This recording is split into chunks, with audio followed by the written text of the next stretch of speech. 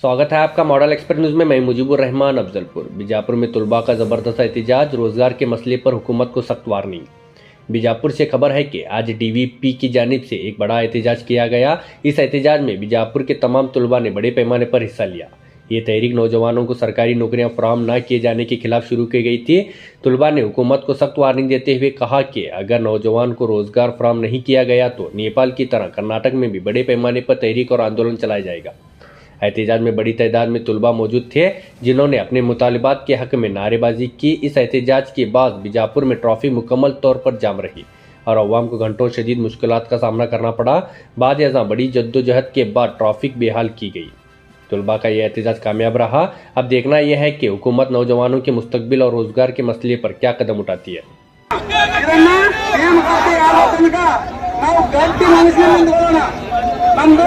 ನ್ಯಾಯಬದ್ಧವಾದ ಒಂದು ಹೋಗಬೇಕು.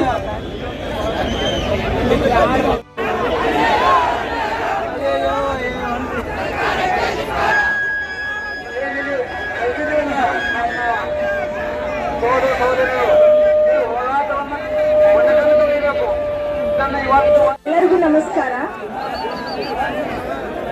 15,000 ಬಿಡ್ತೀನಿ, 16,000 ಬಿಡ್ತೀನಿ, 12,000 ಬಿಡ್ತೀನಿ. 4 ವರ್ಷ 10 ವರ್ಷ 1,000 ಬಿಡಕ್ರಿ.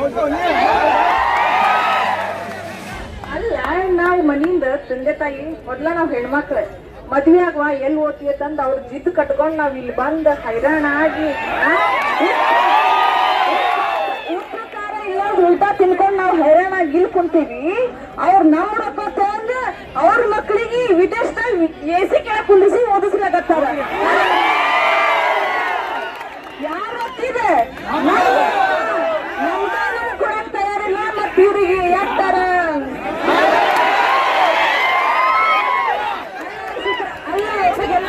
ಹಾಕಿ ನಾವು ಹಾಕಿದ್ ಭಿಕ್ಷೆ ಅಂತ ಹೋಗಿ ಕುಂತಾರ.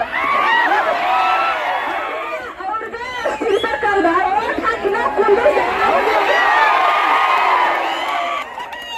ನೋಡ್ರಿ. ಸಿದ್ದರಾಮಯ್ಯನವ್ರ ರಿಕ್ವೆಸ್ಟ್ ಅಲ್ಲ, ಆರ್ಡ್ರ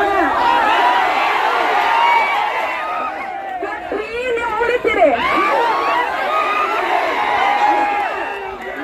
ನಾವು ಹೈರಾಣಾಗಿ ಮನ್ಯಾಗ ಅಲ್ಲ ಇವ್ರು ಯಾವಾಗ ಕೊಡ್ತಾರ? ನಾವು ಮದ್ವೆ ಮಾಡ್ಕೊಂಡ್ ಮಕ್ಕಳನ್ನ ನಮ್ಮ ಮಕ್ಳಿಗೆ ಕೊಡ್ತಾರ. ಮಕ್ಳಿಗೆ ಕೊಟ್ರೆ ಏನು ಉಪಯೋಗ ಐತಿ? ನಮ್ಮ ತಂದೆ ತಾಯಿಗೆ ಕಲ್ತಿಲ್ಲ, ನಾವರ ಕಲಿಲ್ಲ ಅಂತ ಅವರು ಹೊರದಾಗ ಹೈರಾಣಾಗಿ ಬಿಸ್ಲಾಗ ಒಂದ ತಾಸ ನಮ್ಮ ಪುತ್ರ ಎಷ್ಟು ಹೈರಾಣ ಅನಿಸ್ಲಾಗತ್ತದ. ನಮ್ಮ ತಂದೆ ತಾಯಿ ಮುಂಜಾನೆ ಸಂಗೀತನ ಹೊರದಾಗ ದುಡದ ಅವ್ರು ದಿನ ಕೂಲಿ ಅಂದ್ರೆ ನಮಗ್ ಕೊಟ್ಟು ಕಳ್ಸಕತ್ತಾರ. ಇದನ್ನೆಲ್ಲ ನೀವು ತಲಾಗ ಇಟ್ಕೊಳ್ಳಾರ್ದೆ ಇಟ್ಟೆಲ್ಲ ನಮ್ ಜೊತೆ ಆಟಾಡಕತ್ತೀರಿ. ನೀವು ಹೊಟ್ಟಿಗೆ ಅನ್ನ ತಿಪ್ಪರು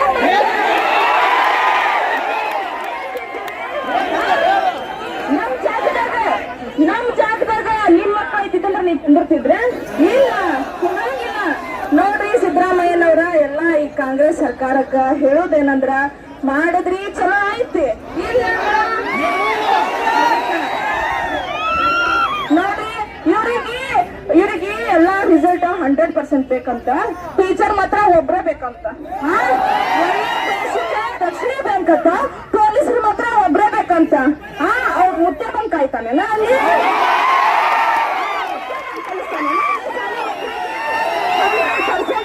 ರಿಸಲ್ಟ್ ಬೇಕಂದ್ರ 100 ಶಿಕ್ಷಕರಿಗೆ ನೇಮಕಾತಿ ಮಾಡ್ರಿ. ಇವಾಗ ದಕ್ಷಿಣ ಬೇಕಂದ್ರೆ 100 ಜನ ಪೊಲೀಸರಿಗೆ ನೇಮಕ ಮಾಡ್ರಿ, 100 ಜನ PSI ನೇಮಕ ಮಾಡ್ರಿ. ಏನು ಅಲ್ಲದೆ ತಮಗೆಲ್ಲ ಬೇಕಂತ ನಮಗೇನು ಬೇಡಂತ.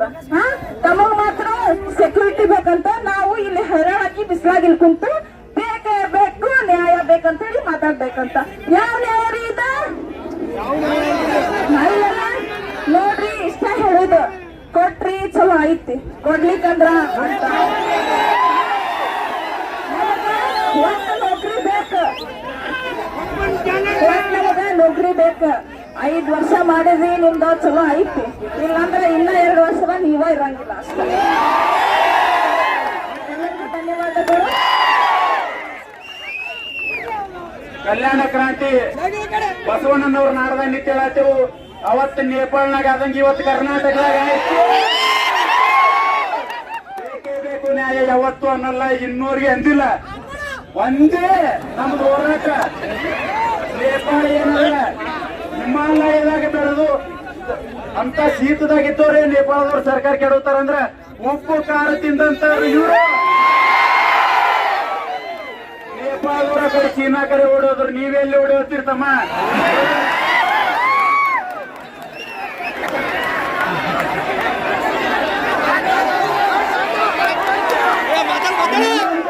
ನಾವು ಯಾವತ್ತೂ ಇದು ವಿದ್ಯಾರ್ಥಿಗಳ ಶಾಂತಿಯುತ ಪ್ರತಿಭಟನೆ ಅಂತ ಹೇಳ್ಕೋಬೇಡ್ರಿ. ಕರ್ನಾಟಕ ಜಂಟಿ ಹೋರಾಟಗಾರರು ಇವತ್ತು ಎಚ್ಚರಿಕೆ ಲಾಸ್ಟ್ ಏನೂ ಇಲ್ಲ. ಕರ್ನಾಟಕ ಗೌರ್ಮೆಂಟ್ ಕೆಡವಿಂದೆ ನಾವು ನೇಮಕಾತಿ ಪತ್ರ ತಗೋಬೇಕಂದ್ರೆ ಅದಕ್ಕೂ ರೆಡಿ ಅದೆವು.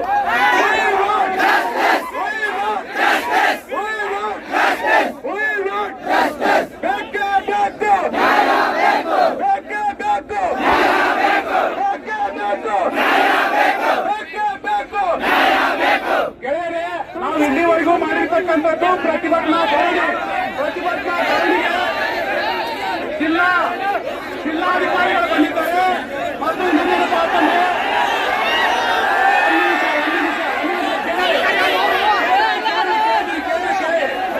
ಹಂಗೆಲ್ಲ ಹೇಳಕ್ಕಾಗಲ್ಲ. ಕೇಳಿಲ್ಲಿ,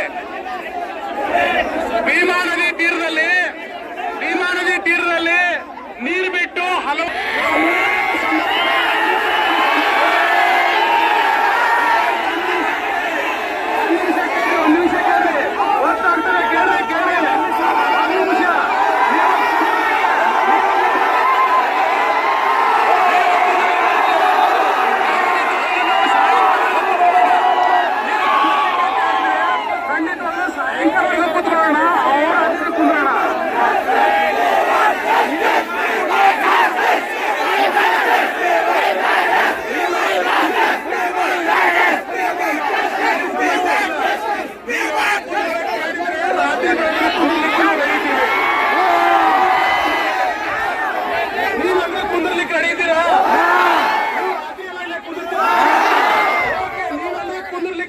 ನಾವು ಕೂಡ ರಾತ್ರಿ ಭಾಗ ಮನವಿಯನ್ನ ಕೊಟ್ಟು ಏನಪ್ಪ ನಾವ್ ಇಲ್ಲೇ ಕೂತ್ಕೊಳ್ಳೋಣ, ಇಲ್ಲೇ ಕೂತು ಪ್ರತಿಭಟನೆ ಮಾಡೋಣ.